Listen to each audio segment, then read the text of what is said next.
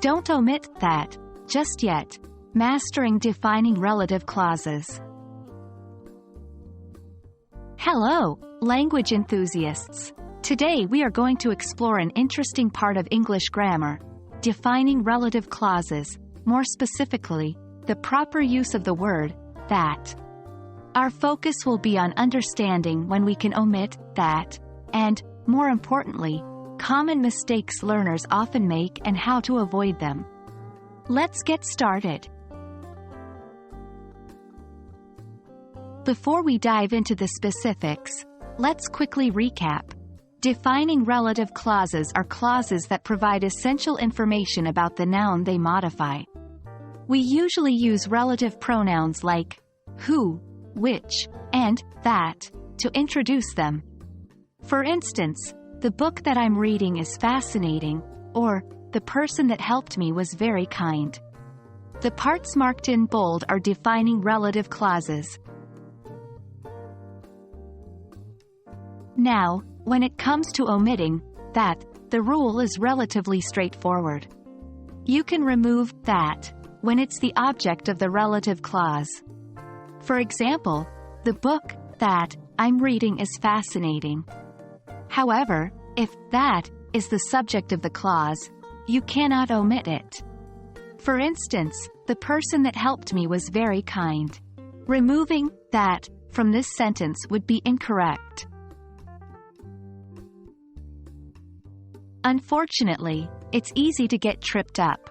Let's look at some common mistakes and how to avoid them. Mistake 1. Omitting that when it's the subject. An example of this mistake would be, the person helped me was very kind. Here, that is needed as it's the subject of the relative clause. The corrected sentence should be, the person that helped me was very kind. Mistake 2.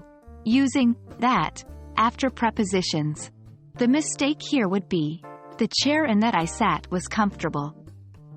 That cannot be used after prepositions. Who or which should be used instead. The corrected sentence would be, the chair in which I sat was comfortable. Mistake 3. Using that instead of who for people in formal English. In formal English, who is often preferred when referring to people.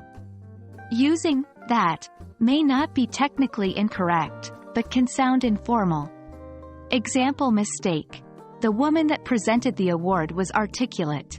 Better phrasing for formal English would be, the woman who presented the award was articulate.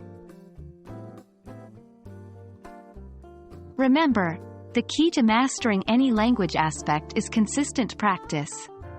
Try creating your own sentences using defining relative clauses and see if you can identify when to omit that. Keep in mind the common mistakes we covered today.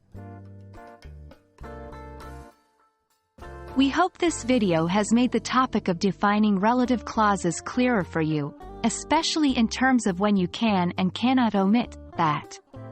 Keep practicing, stay curious, and remember, making mistakes is a part of the learning process. Until next time, happy learning!